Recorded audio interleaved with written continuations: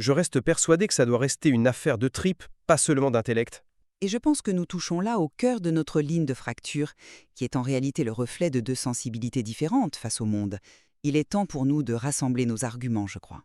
Tout à fait. Tout au long de cet échange, j'ai soutenu, et je suis certaine de ma position, que refuser la technologie sous prétexte d'authenticité est une forme de snobisme qui prive le voyageur d'outils extraordinaires. Le smartphone, loin d'être une prison, est un formidable catalyseur d'autonomie. Qu'il s'agisse de Aslama, qui nous permet de nous réapproprier la prononciation exacte du dialecte Tounsi pour témoigner notre respect, ou de Maps.me, qui assure l'orientation dans le dédale historique de la Médina. Le numérique abolit les barrières. Il démocratise le tourisme en connectant directement le voyageur aux petits hébergements et dissipe les malentendus logistiques. Ce faisant, la technologie crée un espace mental apaisé, indispensable pour se consacrer pleinement à l'histoire d'un pays si complexe. Et de mon côté, je m'en tiens avec la même conviction que cette quête d'apaisement logistique est une illusion.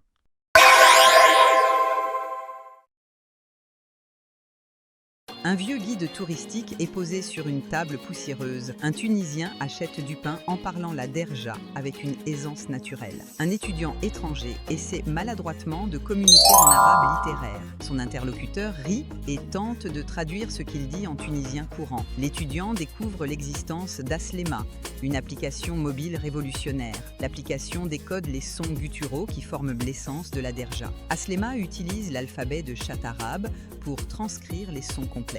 Le chiffre 3 pour Aïn, le 7 pour le Ha aspiré.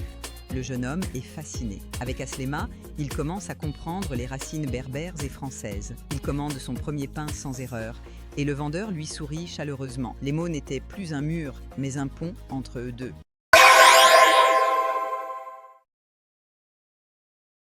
Et laissez-moi pousser cette logique de l'outil numérique plus loin, car la technologie ne détruit pas le lien social en fait, elle le prépare. Prenons le mur de la langue. Ah, vaste sujet. Les guides papier traditionnels, ils vous enseignent un arabe littéraire, standard, que quasiment personne n'utilise dans la rue pour acheter du pain. Les Tunisiens parlent la derja. Oui, le tunisien. Voilà, un dialecte incroyablement riche qui mêle des racines arabes, berbères, françaises, italiennes. Et c'est là qu'une application locale, comme Aslema par exemple, c'est une vraie révolution. Comment une application sur un écran peut-elle remplacer l'effort humain d'apprendre sur le tas? Mais elle ne le remplace pas. Elle le décode. La derja comporte des sons gutturaux qui n'existent pas dans les langues romanes.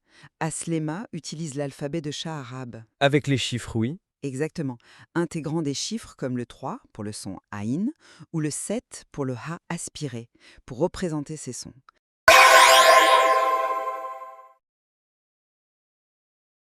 Si je sors une application de conversion, au mieux si j'utilise des applications de VTC comme Bolt ou InDrive à Tunis, c'est pour établir une transparence instantanée. Au détriment du charme du taxi jaune traditionnel. Le charme a ses limites quand la fatigue s'en mêle.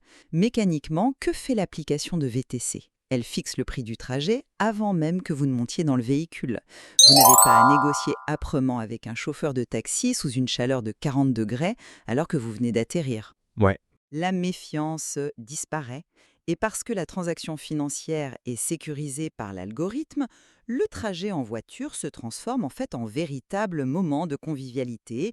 Vous pouvez parler de musique, de football, de la vie tunisienne avec le chauffeur, précisément parce que la question crispante du « combien ça va me coûter » a été éliminée par la technologie. C'est fascinant de voir à quel point nous avons une lecture opposée de la même situation. Ce que vous décrivez comme une crispation, c'est le tissu social du pays. Vous voulez extraire le voyageur de la réalité quotidienne des locaux sous prétexte de confort.